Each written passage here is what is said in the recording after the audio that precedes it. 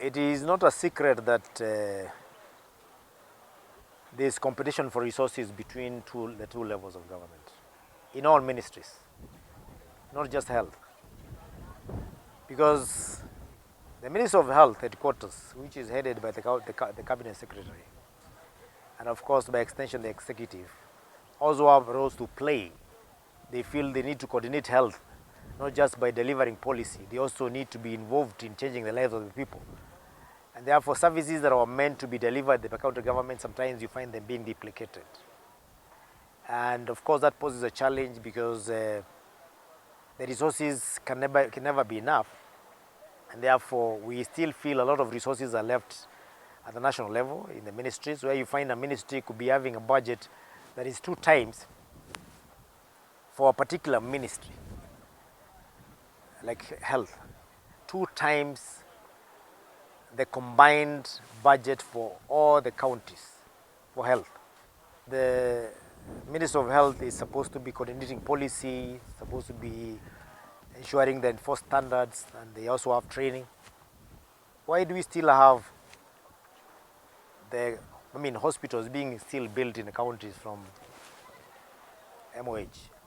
Why do we still have equipment delivered from MOH to the county? Why do we still have an ambulance being delivered from the ministry to the counties? Can the county government not be able to procure an ambulance? I still feel devolution is very young, and the national level of government has never really let go of counties, or what we call the counties, because they still hold on a lot of resources that would be going to counties and helping counties directly if it's being administrated from the county level, without having to go into specific details.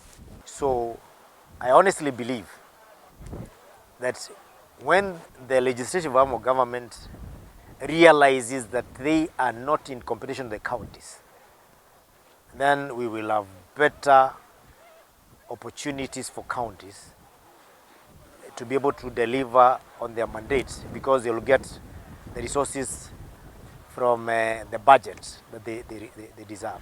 Look at what is happening at the moment in terms of the devolved units funds that are stuck in the budget, because there is a stalemate between the Senate and the National Assembly, because the Senate is advocates for devolution and the National Assembly feels they are protecting the national level. And these things usually come to haunt the members of the National Assembly when they later end up in the positions of governors. The biggest problem is actually not with the ministry or the executive that hold resources at the national level. It is with the legislative arm of government, both the Senate and the National Assembly, who are responsible to ensure that they allocate resources that are rightfully for the counties, and they leave what is meant for the national level at the national level. Definitely, it is not a secret that there is a bias by the National Assembly. They always feel like they are part of the executive, and therefore they are in competition with counties. That has come out very clearly, and that is why, by showcasing what we have done as counties in Devolution Conference, we let the Senate and the National Assembly and even the executive know the challenges we go through, what we've been able to achieve with the meager resources that we have, by sharing the successes of the counties and even the challenges that we are facing.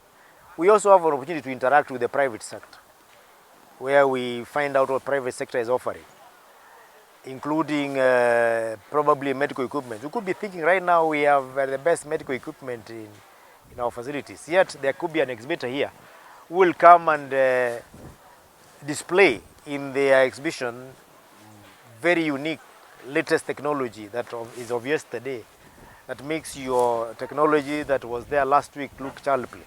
So we have to come together and create a platform for different levels of government to exchange ideas, counties to exchange ideas also get to interact with each other and also take a break from what we do there as counties in the villages.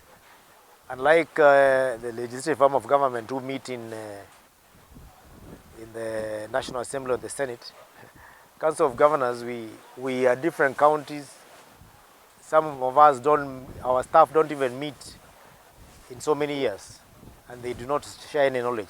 This is now the opportunity to learn from each other. And I can tell you, when we go back next week, there will be a lot of benchmarking and exchange of ideas. Benchmarking does not necessarily mean you have to visit the county. Nowadays is technology. Zoom is there. You can talk on phone. You can send emails. You can educate each other. And that is a forum that will enable counties to grow more or less at par instead of leaving some of them behind because of lack of knowledge.